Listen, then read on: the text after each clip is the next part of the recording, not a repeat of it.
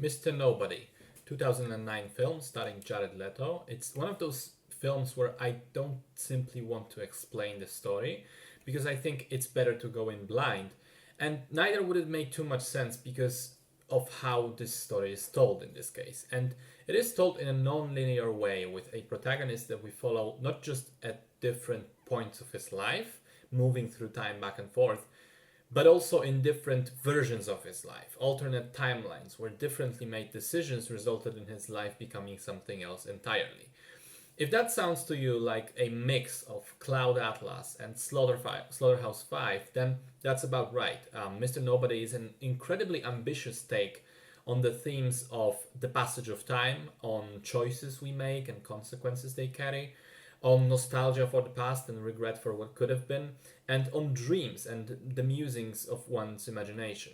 The result is a film that is part whimsical, part philosophical, part nostalgic, and to be fair, part weird, but in that good original way. I think that while it doesn't fully realize its potential and become a true masterpiece that I think it could have been, even despite its missteps, it is an interesting piece of food for thought. The things that I didn't like mainly come down to the framing device, with the old man version of the protagonist recollecting the stories. I don't think that quite worked, and in general, that whole part of the film felt like a step too far, like taking on too much weight that the movie cannot then carry. And in general, I did sometimes get a similar feeling about the film overall. It doesn't manage to fully avoid the trap that it sets for itself, which is taking on so many different themes, and each of them so large and ambitious in itself.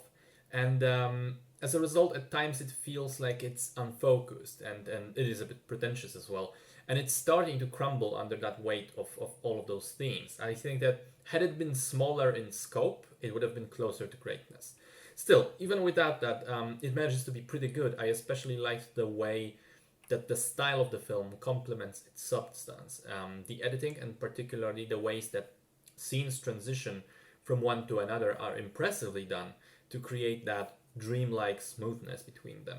I also enjoyed the use of color to help point to the different timelines. Speaking generally, there is a red, blue, and yellow reality that are kind of intertwined yet independent of one another, and also I liked the use of soundtrack in much the same way. Each of the main storylines has a popular songs which is sort of associated with it, and that song comes back over and over when we're in that timeline, which is a nice touch. So overall, really ambitious and adventurous art film that is quite thought provoking and well worth a watch, even if it does not fully stick the landing.